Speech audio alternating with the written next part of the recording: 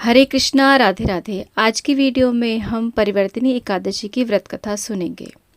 भाद्रपद मास के शुक्ल पक्ष की एकादशी को हम परिवर्तिनी एकादशी, डोल ग्यारस, जल झूलनी एकादशी, पारवश एकादशी, पद्मा एकादशी कई प्रकार के नामों से जानते हैं। ऐसा माना जाता है कि इस दिन क्षीर सागर में सोए भगवान विष्णु करवट बदलते हैं।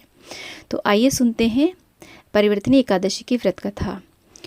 युधिष्ठिर जी ने भगवान श्री कृष्ण से कहा कि आपने भाद्रपद कृष्ण एकादशी की अजा एकादशी का सविस्तार वर्णन हमें सुनाया।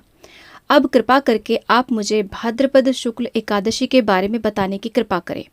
इस एकादशी का नाम क्या है, इसकी विधि क्या है, इसका महात्म्य क्या है, ये सब हमसे कहिए। भगवान कृष्ण ने बताया कि इस पुण्य, स्वर्ग और मोक्ष को देने वाली और सब पापों से मुक्ति दिलाने वाली उत्तम वामन एकादशी का महात्म्य मैं तुमसे कहता हूँ।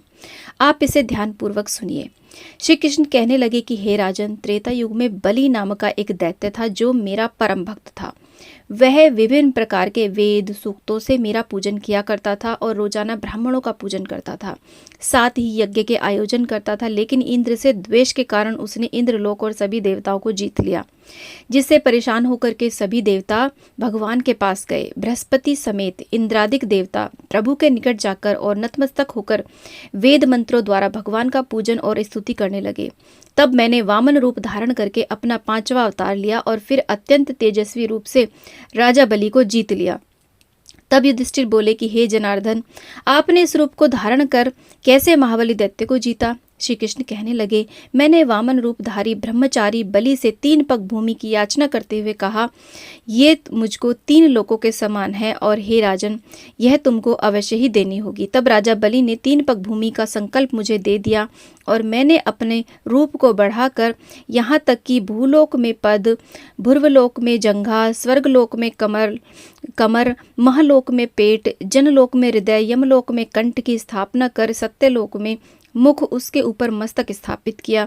तब मैंने राजा बलि से कहा कि हे राजन, 1 पग से पृथ्वी, दूसरे से स्वर्गलोक पूर्ण हो गए, अब 3रा पग मैं कहाँ रखूं? तब बलि ने अपना सिर झुका दिया और मैंने अपना पैर उसके मस्तक पर रख दिया, जिससे मेरा परम भक्त बलि पाताल को चला गया।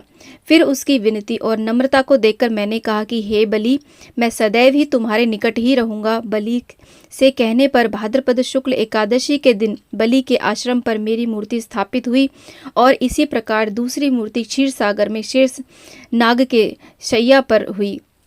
इस एकादशी को विष्णु भगवान सोते हुए करवट बदलते हैं, इसलिए इस दिन भगवान विष्णु का विधिवत पूजन करना चाहिए और रात्रि को जागरण अवश्य करना चाहिए। जो विधि पूर्वक इस एकादशी का व्रत करते हैं वे सब पापों से मुक्त होकर के स्वर्ग को सुख भोगते हैं। जो भक्त इस कथा को पढ़ते हैं, सुनते हैं, उनको 1000 अश्वमेध यज्ञ का फल प्राप्त होता है। तो बोलिए विष्णु भगवान की जय।